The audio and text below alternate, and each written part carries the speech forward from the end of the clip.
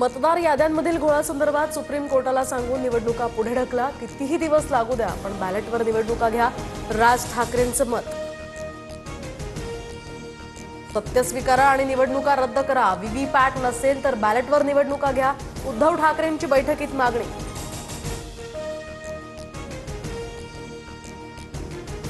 महाराष्ट्राची जनता महायुतीच्या पाठीशी, आम्ही निवडून आल्यानंतर विरोधक पुन्हा आयोगावर आरोप करणार, मुख्यमंत्री फडणवीसांचा महाविकास आघाडीला खोचक टोला। सत्ताधाऱ्यांना टोले लगावताना राज ठाकरेंकडून अजित पवारांची मिमिक्रीमुळे भोकं पडत नाहीत, मी कामाचा माणूस, काम करत राहणार, अजित पवारांचा राज ठाकरेंना टोला। कुणाकडे काय मागणी करावी याची विरोधकांना कल्पना नाहीये, हे सगळे समजणाऱ्या शरद पवारांच्या हे लक्षात आल्यामुळे ते बैठकीला गेले नाही। पवारांच्या अनुपस्थितीवरून मुख्यमंत्र्यांचा विरोधकांना टोला।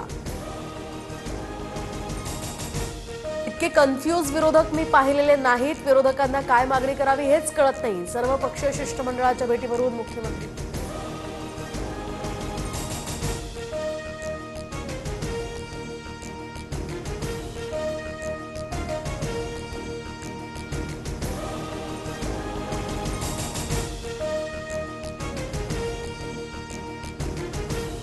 विरोधकांना निवडणुका जिंकण्याची खात्री नाही, निवडणुकीत पराभव झाल्यावर आयोगाला दोष देतात, उपमुख्यमंत्री एकनाथ शिंदेंची टीका।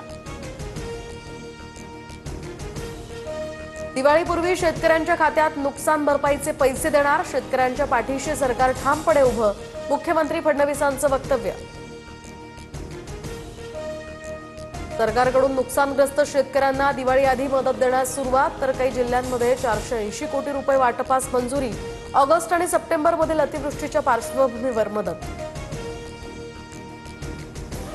युती धर्म तोडाल तर आमच्याकडे सुद्धा मोठी यादी तयार, माजी नगरसेवकांच्या पक्षप्रवेशावरून शिवसेनेचे आमदार बालाजी किणीकरांचा भाजपला इशारा।